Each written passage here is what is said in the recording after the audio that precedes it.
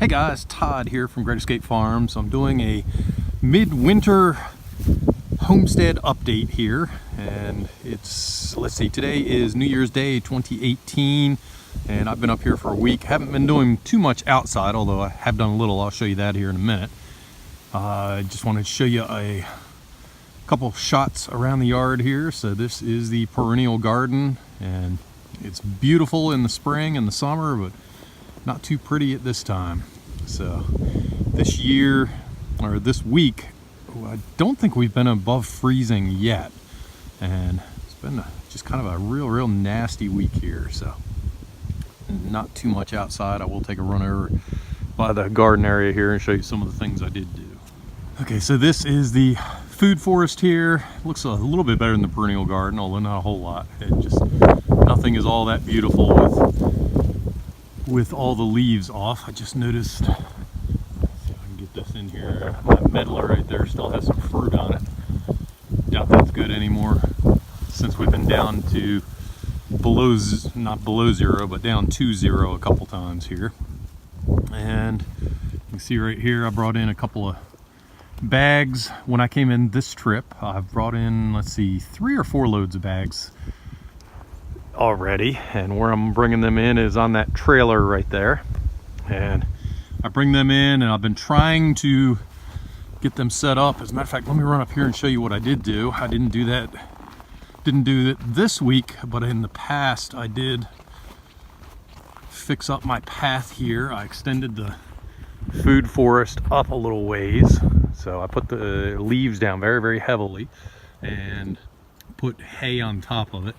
And then I have a path right here. I had some trees I took out. I put some mulch on that.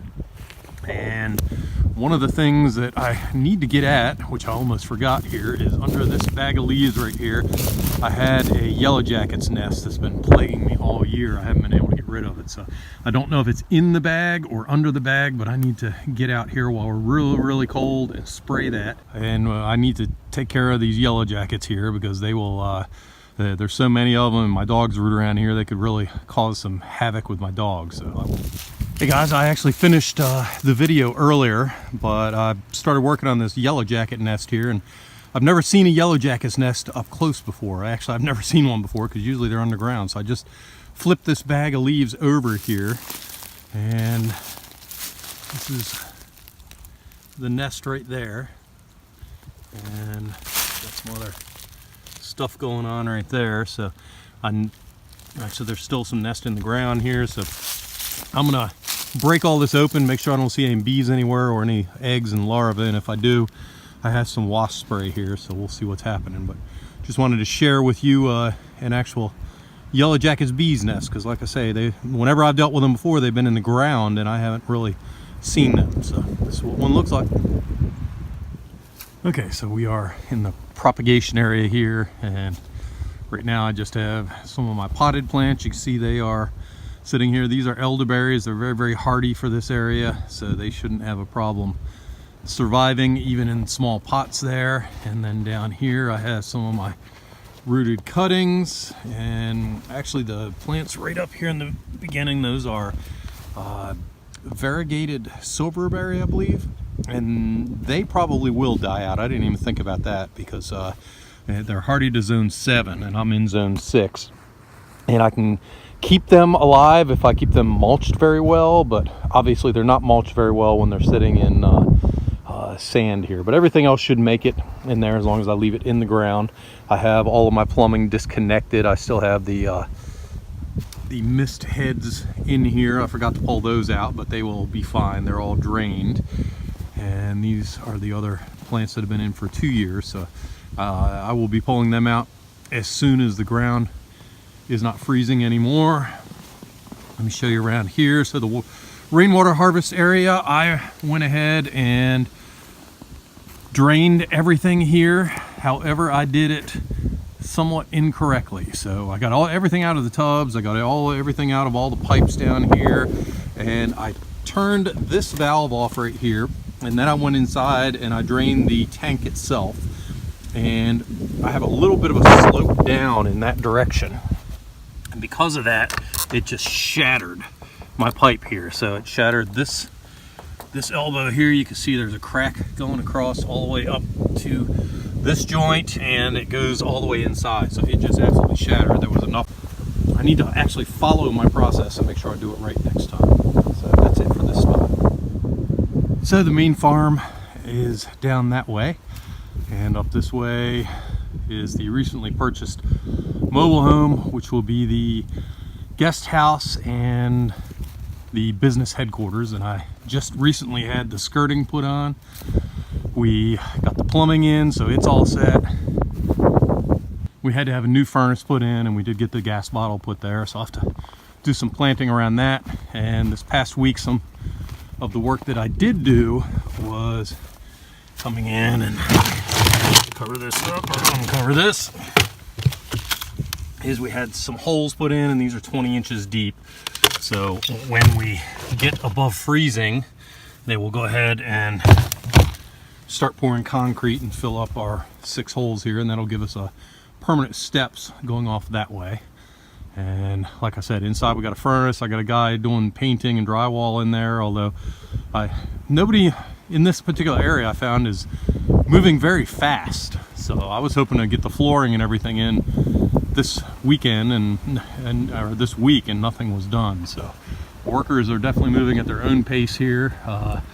Hopefully we'll get things sped up here so I can actually move my headquarters into this building and make an office space out of it, as well as be nice to have a guest house as well. So lots of work to do on this, and I was hoping to get as much done as I could so that we could get back into the farm and planting and stuff like that in the springtime. So I'm also looking at right on the other side of the vehicle there in the spring, possibly putting in a greenhouse over there, and eventually I need to find a spot over here to put in in-ground greenhouse in, something called a wallapini. So that is definitely a fun project I'll be looking at here sometime in the future. Okay, maybe not exactly horribly homesteading, but we're having mouse issues getting up in air cleaners and filters and stuff like that. So this vehicle is stored in the garage here. So one of the suggestions we had was to put mothballs under the hood. So I just put one bag there and one bag here. It's on a trickle charger, so the hood is always popped a little, but so that's why the wood is here. Anyhow, hopefully that will help. If anybody has any suggestions on dealing with mice in the middle of winter in a garage with parked cars or vehicles or anything, because they seem to get into everything, please by all means give a holler or comment in the comments area, and please give any suggestions that you can. We would appreciate it. Okay guys, I have some flags right here, and that I brought a laser level out and I leveled all the way across here. So I'm running, we just bought the property over there where the shed is, so we have a level line from just below that deck right there all the way across here through, and you can see in my shadow right there there's a flag, and it goes across and it zigs up and around behind the garage there, and that will be one long swale. I'll also have a couple others higher up on the hill and a couple lower, so all of them up higher on the hill here will feed into the long swale. The lower ones will just feed into that pond. In this long swale here, I am going to set up a mechanism right in this area, and I'm going to have a pipe which will normally, and it won't be glued, it will be sticking up like this, and it will not allow water in. It'll go into the pond I just showed you there. When I want to divert it elsewhere, I'll just bend the pipe over or swivel it over and make it level with the ground, and that will put water into the pipe and divert it so that it will actually go into another pond which is over here, and that way I can control the level of that pond. And then through spillways and everything else, the default way for the water to go is to this pond, and I have an overflow and everything down there. So that will allow me to control the level of the pond down in that little gully there, because I've had issues getting water into it, just the way the natural flow of the land here, and that way I can control as much water or as little water as I want going down that way. So that will be something that I'll be doing in probably 2019, not 2018. So I can easily dig the swale, but I need to plant into the swale right away, and I'm not going to have enough stuff planted this year. So I could cover crop it, so we'll see how the timeline goes. And I still have some more planning to do. I need to do everything on paper, because also right over here about where my swale level is, I'm going to be putting in a greenhouse. So lots and lots of plans and things that I'm working on. And actually I'm going to spend a little time in the coming weeks here when it's frozen out to put some of this down on paper and actually do a full-on design of the property. So that's it for this video. Please consider subscribing to our YouTube channel. Thank you very much for tuning in, and have a great day.